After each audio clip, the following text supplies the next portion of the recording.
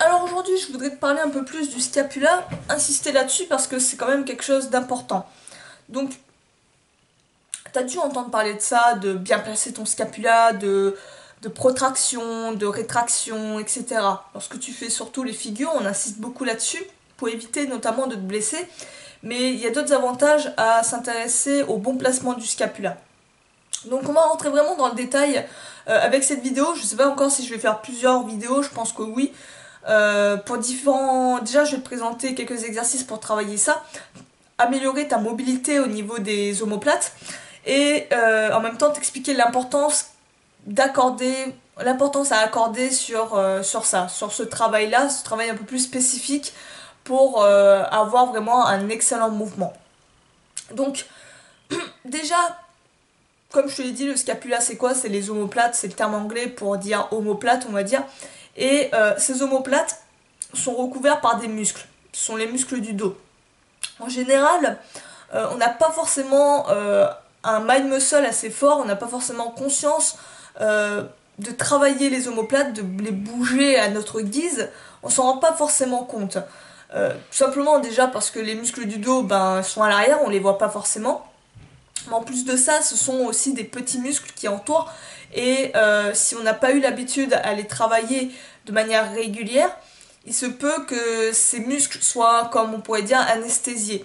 Tu vois, donc pour les solliciter, ça va demander une petite gymnastique et ainsi ça va te permettre, si tu accordes vraiment de l'importance là-dessus, à mouvoir à ta guise ton scapula, tes omoplates. Donc déjà, comme je t'ai dit, avec le scapula, tu peux faire différents types de mouvements. En général, tu as dû entendre déjà le terme de rétraction ou de protraction. Par exemple, lorsque tu travailles la planche, on te dit que tes omoplates doivent être en protraction. Lorsque tu fais du front lever ou des tractions, on te dit que tes omoplates doivent être en rétraction. Donc, tu vas voir, c'est très simple, c'est quelques termes comme ça, juste à avoir en tête. Je te mets un schéma vite fait. En général, comme je te dis, avec les omoplates, tu vas pouvoir faire 4 à 6 mouvements en tout. Donc, tu as le premier, comme je te l'ai dit, c'est la rétraction. Donc, la rétraction, qu'est-ce que c'est? C'est chercher à rapprocher les omoplates vers la colonne vertébrale en engageant notamment les muscles, le trapèze médian, donc les muscles médians du dos, pour rapprocher les omoplates vers la colonne vertébrale. Le mouvement, on va dire, opposé à la rétraction, c'est la protraction. Donc là, ça va être chercher à éloigner le plus possible les omoplates de la colonne vertébrale. On va dire c'est vraiment le mouvement inverse. Donc protraction, là, c'est ce que tu vas rechercher à faire lorsque tu fais des planches notamment. Et ensuite, tu as également le terme, ça je viens de l'apprendre, le terme pour faire, on va dire, un shrug, c'est élever les omoplates vers le ciel, élever vers le haut, shrugger. Ça, c'est ce qu'on appelle une élévation, tout bêtement. Et tu as le mouvement inverse qui est de chercher à abaisser le plus possible les omoplates. C'est ce que si tu peux rechercher à faire en plus de la rétraction sur les tractions notamment, ça s'appelle la dépression. Donc, abaisser les omoplates, chercher à les amener vers le sol. En plus de ça, comme je te dis, tu peux faire, je pense, une combinaison des deux. Tu peux faire, par exemple, une dépression et une rétraction. Chercher à ramener les omoplates, coller les omoplates et les abaisser. C'est ce que conseille, par exemple, Matt Schiffer. Si tu es habitué à la chaîne Red Data Project, tu entends souvent qu'il dit d'enrouler les épaules en arrière. Donc, ça va te permettre d'enrouler, de ramener en arrière et en même temps de coller les omoplates ensemble. Donc ça c'est une combinaison des deux, c'est un combo, on va dire, de dépression et de rétraction. Pareil, on pourrait faire aussi le même postulat avec l'élévation avec en shruggant et par exemple une protraction. Pourquoi pas? Donc tu vois, on peut combiner les deux, ta mobilité te le permet largement. Euh, Aussi, ce que tu peux faire, c'est tu n'es pas limité à des mouvements linéaires, tu peux également faire des mouvements de rotation, tu vois, enrouler les épaules et tout. Il y a beaucoup d'exercices de muscle control là-dessus. Faudrait que j'en reparle du muscle control.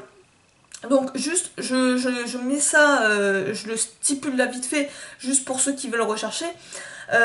Donc le muscle control de Maxic, c'est un vieux bouquin, c'est vraiment un bouquin old school, et il y a beaucoup de mouvements de scapula pour apprendre à développer son mind muscle. son contrôle musculaire, savoir engager le plus possible de fibres musculaires et tout. Donc on aborde beaucoup ça, on aborde vraiment en détail le travail du scapula. Je ferai peut-être une vidéo là-dessus, je pense que ça pourra être intéressant pour pas mal d'entre vous. Donc revenons à nos moutons. Donc, comme je te dis, tu vois, tu as à peu près 4 mouvements à peu près à faire avec ton scapula, ce que tu peux faire plus avec les rotations.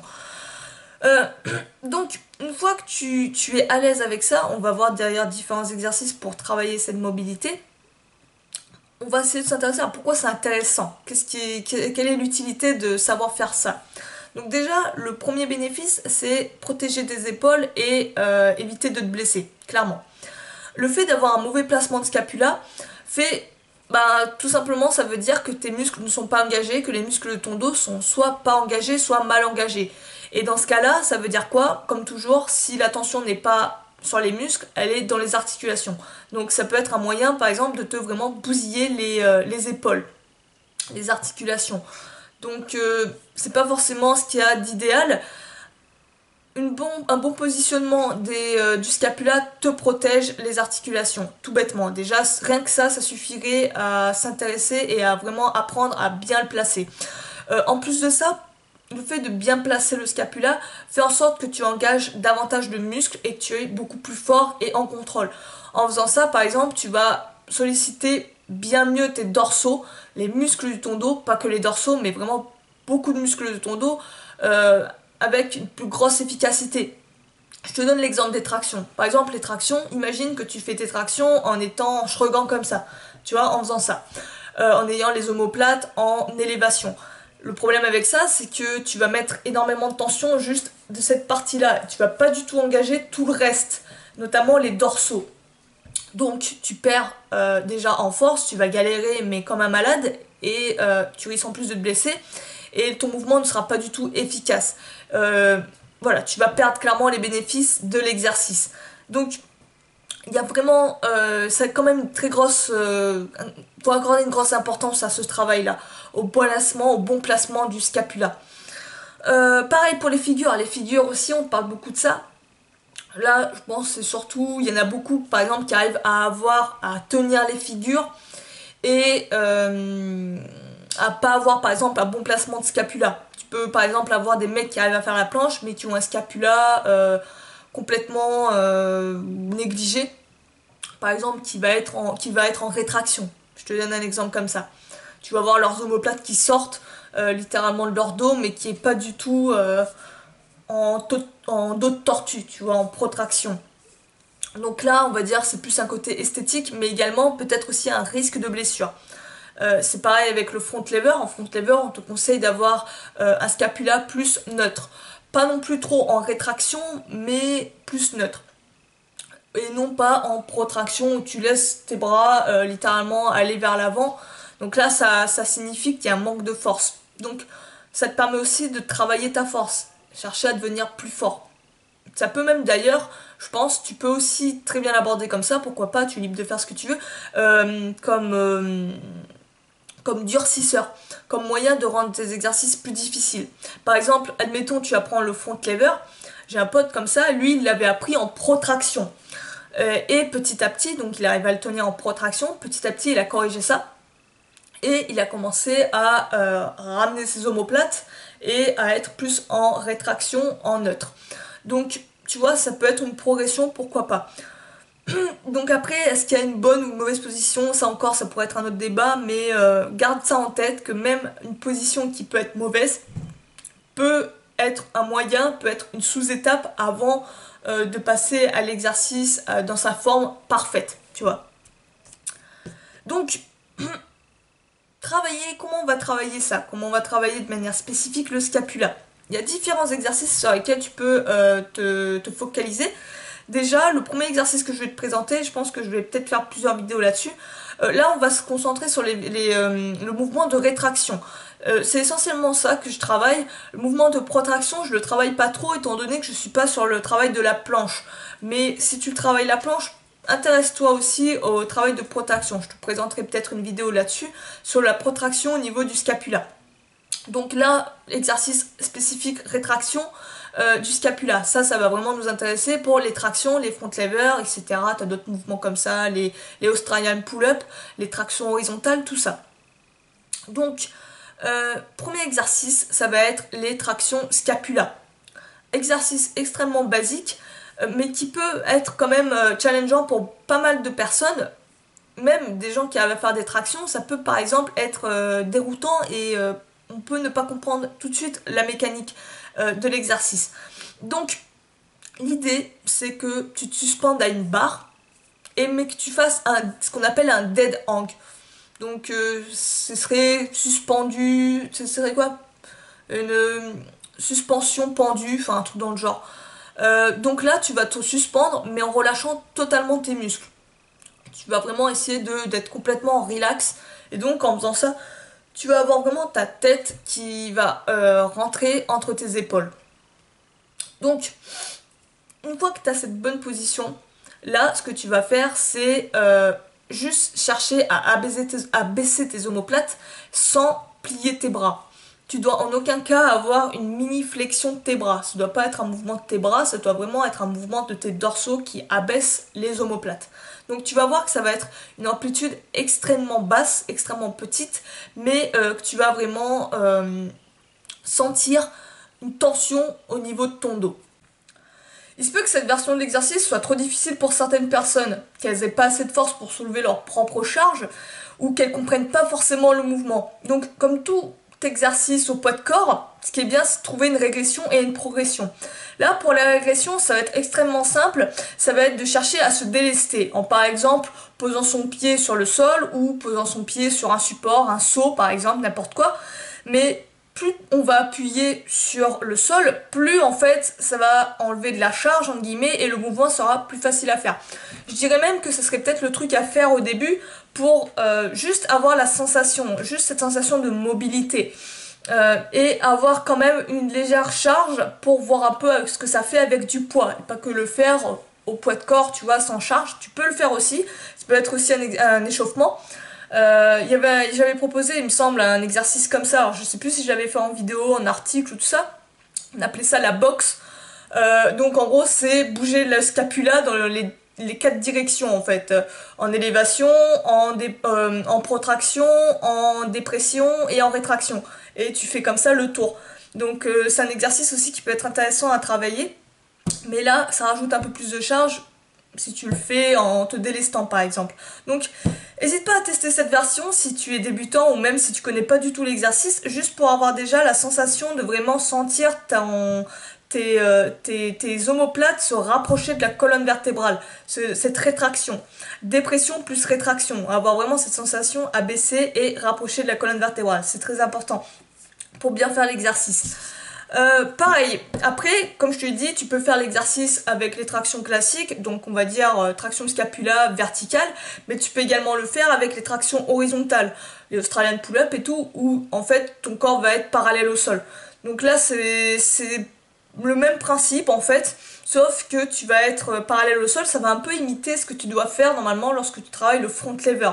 Lorsque tu fais le front lever, ton dos ne doit pas être passif, tes omoplates en guillemets doivent être placées dans une certaine position, on te dit qu'ils doivent être plus en position de rétraction neutre. Donc l'idée c'est que quand tu fais un front, c'est de chercher à vraiment faire la rétraction, à rapprocher tes omoplates de la colonne vertébrale, mais avoir une rétraction à 100% va être quasiment impossible en fait. Il faut juste que tu aies vraiment ce mouvement, cette sensation d'avoir le dos gainé, de chercher absolument pendant le mouvement statique, je sais même pas si ça se dit mouvement statique, d'avoir les omoplates qui se rapprochent en fait. Donc c'est vraiment ça que tu recherches à faire avec un front lever. Donc là pareil, c'est le même principe aussi si tu fais les tractions horizontales, cherche vraiment à engager ce scapula, initier peut-être ton mouvement avec ce scapula pour vraiment mieux sentir ton dos, tu vas voir que ça va vraiment changer les choses et rajouter une grosse différence à tes exercices. Après, ce que tu peux faire également, c'est quand tu deviens à l'aise avec ces étapes, ces versions, ces façons de faire, tu peux chercher à augmenter la difficulté avec les tractions scapula. La première chose que je pense, c'est travailler ce qu'on va appeler traction scapula avancée, je vais appeler ça comme ça, où au lieu de juste travailler cette petite portion du mouvement, on va chercher à aller encore plus loin en faisant comme une espèce de cambrage, tu vois, en cherchant en même temps à pas seulement tracter, abaisser les omoplates, mais également pousser les bras sur la barre, pousser les bras comme si tu cherchais à amener la barre vers tes hanches. C'est exactement ce que tu recherches à faire avec le front lever. C'est ce mouvement-là qu'on va chercher à reproduire et on va être un peu cambré également. Tu auras comme une sensation de cambrure, on cherche pas à gainer les jambes, on va laisser pendouiller les jambes, ça va être vraiment le dos qui va avoir comme un mouvement de cambrure. Tu vas vraiment ressentir ça. Et tu vas voir que l'exercice va être beaucoup plus intense dans la zone du dos et le milieu du dos. Tu vas vraiment bien sentir tes dorsaux et tout. Tout ton dos va prendre cher avec cette version-là. Ça, c'est un exercice, il me semble que Dominic Sky conseillait à pratiquer pour ceux qui apprennent le front lever. Donc je t'invite à vraiment le mettre dans tes routines, de t'entraîner avec ça. Ça peut t'apporter pas mal de bonus. Mis à part ça, qu'est-ce qu'on peut voir? Oui, aussi par rapport à la fréquence. Comment on les entraîne, les tractions scapula? Comment on les place dans une routine d'entraînement? Alors, personnellement, c'est des exercices qui sont, comment dire, qui sont pas d'une grosse intensité, tu vois. C'est pas des exercices qui vont te crever à mort, qui vont te bouffer de l'énergie à fond. C'est vraiment plus des exercices de mobilité avec, on va dire, peu d'intensité, tu vois. Donc, ce qui est bien, moi je trouve, ce qui est intéressant de les placer, c'est de les placer en début de séance, en échauffement par exemple, avant une séance plus tirage, on va dire, avant une séance tirage ou avant des figures, si tu veux par exemple travailler le front ou le back, pourquoi pas les placer à ce moment-là, histoire de te réveiller un peu ton dos et en même temps pratiquer ce mouvement, avoir déjà le bon positionnement, on va dire, bien placer tes articulations, tu vois, déjà avoir ton setup. Après, je pense, dans ces mouvements-là, plus tu pratiques, mieux c'est. Donc, au lieu de juste le faire pendant les échauffements, pourquoi pas le rajouter, tu vois, tranquillement, les jours de repos. Tu vois, les jours de repos, au lieu de rien branler, et ben, tu vas tranquille, tu fais des exercices de mobilité, de flexibilité, de souplesse et tout. Et en même temps, tu rajoutes quelques rotations d'omoplates, tranquillement, tu vois. C'est quelque chose qui va pas te bouffer de l'énergie. Tu vas juste sentir une légère chaleur, une légère brûlure en fait. Et voilà, tu cherches pas la congestion ou l'échec musculaire, non du tout, c'est juste sentir travailler tranquillement, tu vois. Pas se foutre la pression, mais histoire de vraiment pratiquer. Plus on pratique un mouvement, meilleur on devient dedans. Donc, moi, je vais vraiment essayer de me forcer à plus le pratiquer plus régulièrement parce que clairement, je sens vraiment les bénéfices et je sens que j'arrive à mieux contrôler mon dos, à mieux ressentir les muscles du dos. Ça développe vraiment ce lien muscle-esprit en fait, si tu veux. Donc, c'est d'excellents exercices qui, à première vue, ont pas l'air spectaculaires ni même qui vont construire des niveaux de force de barbare, mais en fait, ça va vraiment bâtir ta base. Et ça, c'est extrêmement important sur le long terme. C'est un très bon investissement à mon avis. Donc, je t'invite à tester ça. Je pense que je ferai d'autres vidéos. Là, comme je t'ai dit, je me suis concentrée vraiment sur la rétraction, le mouvement rétraction du scapula. On peut faire la même chose avec la protraction. Donc, les exercices de protraction. Je te le dis franchement, c'est pas trop ce que je pratique. Mais tu peux le faire toi par exemple si tu veux vraiment travailler de manière équilibrée, alterner rétraction, protraction, peut-être en biceps ou en superset. Tu fais une série de quelques répétitions de traction-rétraction, de traction scapula, excuse, et tu renchaînes par exemple des mouvements de protraction, des pompes protraction. Regarde vite fait sur internet si tu sais pas ce que c'est, tu trouveras des infos là-dessus. C'est le même principe mais version poussée en fait, tout simplement. Et je ferai peut-être éventuellement une vidéo là-dessus pour rentrer vraiment dans le détail. Dis-le moi si vraiment ça t'intéresse, si tu veux vraiment que j'aborde le thème. Mais je pense que je ferai d'autres vidéos sur le scapula. Il peut y avoir des exercices sympas et qui peut être quand même challengeant. Pareil, si tu veux rendre l'exercice plus difficile, tu peux le travailler également de manière unilatérale, à un bras. Ça va t'aider pour les tractions à un bras par exemple. Donc, je crois que je t'ai tout dit dans cette vidéo, donc n'hésite pas, teste-le, dis-moi ce que tu as ressenti, si t'as une meilleure sensation et tout. Sur ce, moi, je vais te laisser. Il me semble que je t'ai bien tout dit. Si t'as des questions, tu me les poses en commentaire. Et moi, je vais te laisser. Je te dis à la prochaine. Ciao!